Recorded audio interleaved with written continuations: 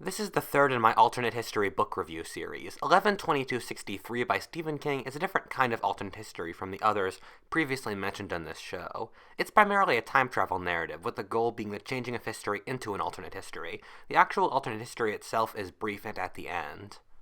11/22/63 tells the story of Jake Epping, a Maine High School English teacher. His friend, who runs a diner, finds a portal to 1958 inside his diner. Jake decides to live in the 50s and 60s for 5 years so to prevent John F. Kennedy's death. However, he will soon find out that the past doesn't want to be changed and will do anything it can to prevent it. As mentioned before, most of this book is a time travel story, with the actual alternate history only taking up the final 20 or so pages of the book. I'm not going to have a plausibility review for this video, partially for this reason, but I also get the feeling that King didn't mean this to be a plausible alternate history.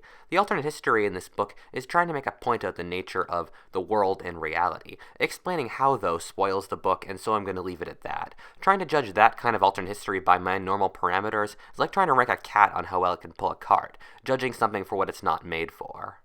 However, I will say that even though this alternate history is definitely implausible, it's not so in a ridiculous way. Every historical event that does happen could have happened in a world in which the dice rolled 1 every time. It's definitely better than the domination of the Draca or the man in the high castle in that aspect. It does not fall into the if JFK never died, everything would be perfect trope, for which I'll definitely give it credit. This book is for the most part a travel book. It's the story of a man trying to survive in a foreign land. That land being the 1950s, though. Large amounts of this book are just comparing to the present to the 50s, be it music, cars, pollution, etc. King does view the 50s especially well, with him saying it was better in almost every aspect, be it food, people, cars, etc. I wasn't alive then, so I can't say if this was true for white men, but it can come across as rose-tinted at times. But on the other hand, he was alive then and I wasn't. In general, though I think King nailed down this part really well, as I read ahead, I actually looked forward to the awkward encounters between the past and present, since they were done with such charm and personality. A great scene was when Jake was caught absentmindedly singing lewd 70s rock lyrics and his girlfriend demands to know what his seedy past is. The book is very good at maintaining small details, be it the price of beef that Jake's friends can buy in the 50s and sell in the present, the taste of root beer in the 50s, or how the Korean War was referred to at the time. I really appreciated the effort King went into to cover all the sides of this alternate history. This book is less thrill-based than most Stephen King books, but that's not saying a lot since he is the master of writing thrillers and suspenseful books, so it still makes a damn good thriller. I finished the final 200 pages of this book in a single sitting, simply because I needed to know how it ended.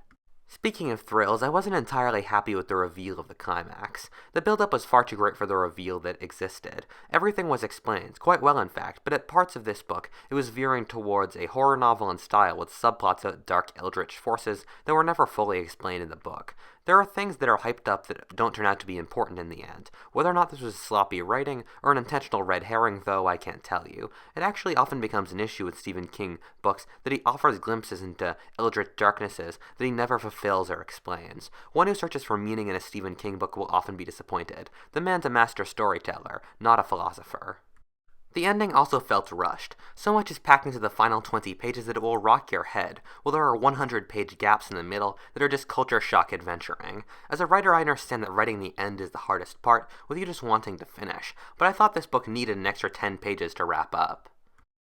This book is 830 pages long, which means it looks really long in the bookstore, but remember these are Stephen King pages. What I mean when I say Stephen King pages is that Stephen King is a very compelling and at the same time simple author. Because you're going to rush through them to the end, and because the writing style is very simple, just have the page count for whatever Stephen King book you're reading, and that's what it feels like to read that amount of pages from any other author. I do think Stephen King needed to cut the length, though. There are 100-page stretches in the middle, in which it was basically him just dicking around in the past. I enjoyed reading them, but if Stephen King wasn't Stephen King, he would have probably been told to edit it. The characters were in general good. They were generally likable, multifaceted, and realistic. However, they're the same Stephen King stock characters he uses in all his books. I remember the Nostalgia Critic once made a drinking game based off tropes Stephen King used in his own writing, and that definitely does apply here. You've got the Maine high school teacher/writer, the blonde love interest, the recovering alcoholic, the evil rednecks, the kindly but bumbling small-town cop, etc. At least you don't get the pissing on traditional religion and a psychic child. As a person who isn't a big Stephen King fanboy, though, I was able to enjoy them really well. This book does manage to have a large amount of very complex emotional arcs. It can be very sweet at times and horrifying at others. It can be loose and relaxed at some points and heart-poundingly tense at others. This is a sign of a master writer, and something most authors in the alternate history genre can't pull off. As mentioned in previous videos, my rating system is based off if I like a book, it gets above a 5, and if I disliked it, it gets beneath that. This book gets an 8. Its prose are great writing, complex feels, thrilling plot, fun characters, and good details. It doesn't get a perfect score because I can't get over the feeling that it's just pure bubblegum, with little meaning or reason or anything that would put it into the literature category, and some bad editing. A very well-told Pulp Fiction magazine story extended in summary. I nonetheless recommend you all read it. It's a lot of fun, and no matter what I set out having no meaning, it won't be a waste of your time. Whatifalthist, thank you for watching. If you enjoyed that video, please comment or subscribe, and please stay tuned for my next video. Thank you.